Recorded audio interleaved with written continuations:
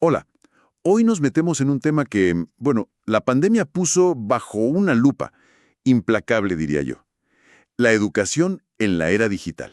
Sí, de repente todos, ¿no? Ministerios, escuelas, docentes, familias, eh, todos volcados a intentar hacer escuela a distancia. Exacto. Pero claro, esa carrera medio desesperada hacia lo digital chocó de frente con algo muy real, la desigualdad. Mm, Como decía creo que un exministro citado en uno de los textos, que los sueños húmedos de los gurús tecnológicos, bueno, no escapan a la pobreza, se topan con ella. exactamente. Y esa tensión es nuestro punto de partida hoy, ¿verdad? Queremos explorar qué significa realmente la inclusión digital en educación. Ir un poco más allá de la superficie. Eso, más allá de las visiones quizás demasiado optimistas. Tenemos una mezcla interesante de fuentes, ¿eh? Apuntes de una clase sobre cultura digital, fragmentos de un libro clave sobre la escuela hoy, Ajá. un artículo académico que cuestiona el rol del currículum y una nota periodística bastante reciente con entrevistas que capturan el momento, digamos, post-pandemia inicial. Bien. Nuestra misión entonces es desarmar un poco esa idea del solucionismo tecnológico. Uf, sí. ¿Es la tecnología la respuesta mágica a todo en educación? O, como parece que sugieren las fuentes, es algo, bueno, mucho más complejo.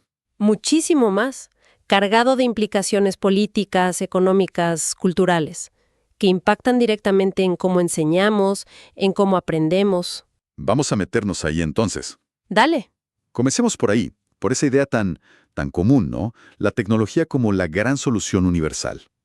Se habla mucho de un optimismo acrítico. Sí, como una fe ciega casi. Creer que la tecnología por sí sola va a resolver los desafíos de la escuela. Y no es tan simple. Para nada. Es clave entender que la tecnología nunca es neutral. O sea, detrás de cada plataforma, de cada dispositivo, hay intereses. Hay una política, una visión del mundo. Claro. Las fuentes nos recuerdan esas expectativas enormes que había al principio con Internet, ¿te acuerdas? El fin de las fronteras, el acceso total al conocimiento. El fin de la escuela tradicional. Algunos decían eso. Incluso eso. Se pensaba que eliminaría intermediarios, que nivelaría el terreno para todos. Era, bueno, muy entusiasta la visión inicial, ¿no? Como la de Castells sobre la sociedad red. La utopía liberal, pero versión digital. Todos conectados, todos más iguales, la tecnología como la gran niveladora. Esa era la promesa. Pero ojo, figuras como Saskia Sassen, por ejemplo, advirtieron bastante temprano que ese espacio digital se podía privatizar Ah, interesante. y que lejos de borrar fronteras, muchas veces se adapta a, bueno, a necesidades políticas, comerciales, locales y termina reproduciendo desigualdades. O peor, amplificándolas. Exacto. Y también está Morozov, que es muy crítico con esto. Él habla de la ciberutopía. La ciberutopía. Sí, esa creencia casi religiosa en el poder inherentemente emancipador de Internet. Y del internetcentrismo, que es pensar que todo se puede entender o resolver a través de la red. Como si fuera el único lente para mirar el mundo. Claro. Y él dice que eso nos distrae, nos hace ignorar cómo la tecnología también se usa para controlar, para manipular. Es una crítica fuerte. Entiendo. Y esto que decís de que la tecnología no es mágica y puede hasta profundizar problemas, ¿cómo se conecta con lo que mencionan Corea y Legukovich sobre el agotamiento de la forma escolar? Ah, buena conexión. Esa sensación de que la escuela, como la conocíamos, ya no responde igual. ¿No crea eso el escenario perfecto para que entren estos discursos de soluciones tecnológicas mágicas? Totalmente. Es un terreno fértil. Cuando lo tradicional parece fallar, es natural buscar afuera. Y la tecnología viene con ese halo de novedad, de eficiencia. Claro, parece la salida fácil. Pero si no miramos críticamente qué hay detrás, bueno, corremos el riesgo de adoptar herramientas que no solo no arreglan nada de fondo, sino que crean problemas nuevos. Fragmentación, dependencia de empresas. Tiene sentido. Hablemos entonces de cómo pega esto en el corazón de la escuela, el currículum. Sí, tema clave. Inés Duce lo define bien, ¿no?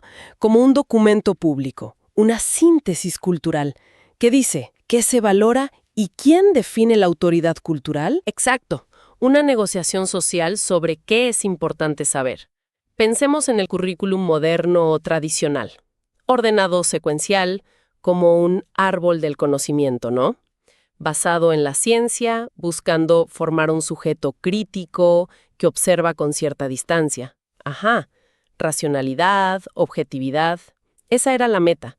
Y ahí es donde la cultura digital entra a patear el tablero. ¿De qué manera? Primero cuestiona la centralidad de ese texto curricular único, definido por expertos. Propone otras formas de organizar el saber. Otras lógicas. Claro, ya no basada sí o sí en la autoridad académica tradicional, sino, en la popularidad, el me gusta de Facebook, por ejemplo. El gusto del consumidor, la emoción del momento. Eso mismo, pasamos de un currículum de colección, todo ordenadito, a un currículum DIY, hazlo tú mismo. Parece que cada uno arma el suyo. La famosa cultura participativa de Jenkins, el usuario que crea, que comparte. Ya no solo consume. Exacto. Somos públicos en red, como dice Aito. Pero acá Dussel mete una advertencia importante, citando a Sloterdijk. A ver. La posible ruptura de la distancia crítica. ¿Qué sería eso? En un mundo de inmersión digital constante, ¿viste? Siempre conectados, la pantalla pegada, ¿dónde queda el espacio para parar, para reflexionar, para poner las cosas en perspectiva? Es difícil. Es como mirar un cuadro con la nariz pegada. La inmersión te quita perspectiva. Y esa intimidad virtual, esa cercanía a distancia que dice Turco, solos, juntos, cambia cómo estamos presentes, cómo pensamos. Claro. Además, la lógica digital muchas veces premia la respuesta inmediata, el clic rápido, no tanto el análisis complejo, que lleva tiempo. Como dice Van Dijk, no hay botón de esto es difícil pero importante. Y Dussel ahí señala algo muy curioso, una confluencia, casi una paradoja. Sí, es interesante. Por un lado, tenías la crítica académica, muchas veces de izquierda, que decía que el currículum tradicional era autoritario, excluyente. Ajá, una crítica necesaria en muchos aspectos. Pero por otro lado, aparecen las grandes tecnológicas, prometiendo romper con todo eso. Acceso directo, horizontalidad, empoderamiento. La promesa libertaria digital, digamos. Exacto. Pero Resulta que lo hacen bajo nuevas autoridades, a veces invisibles, los algoritmos, que deciden qué vemos según la popularidad o la plata. es así, precisamente. Es una convergencia irónica, como decís. Las críticas que buscaban más democracia en el saber, quizás sin querer, le abrieron la puerta a discursos que desarman lo viejo, Para poner algo nuevo que no necesariamente es mejor. claro, para reemplazarlo con la lógica del mercado, de los algoritmos, que no tienen fines educativos ni buscan el bien común necesariamente. Se cuestiona al docente, al experto, Ahí. en nombre de una supuesta horizontalidad, pero se instalan otras jerarquías ocultas en el código o en las plataformas que usamos todos los días sin pensar. Tremendo. Volvamos a la realidad más concreta, a lo que mostró la pandemia de forma tan brutal. Las fuentes de Ferrante, con entrevistas y datos, nos bajan a tierra. Sí, son muy elocuentes.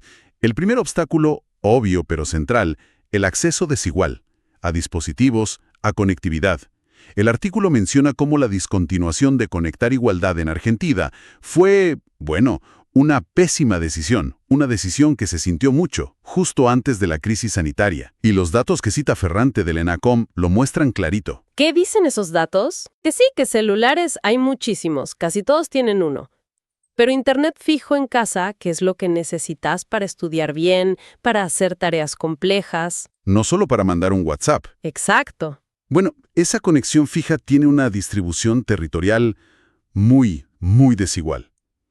Como dice Vera Reshak, una especialista citada, estamos desigualmente conectados. No solo tener el aparato.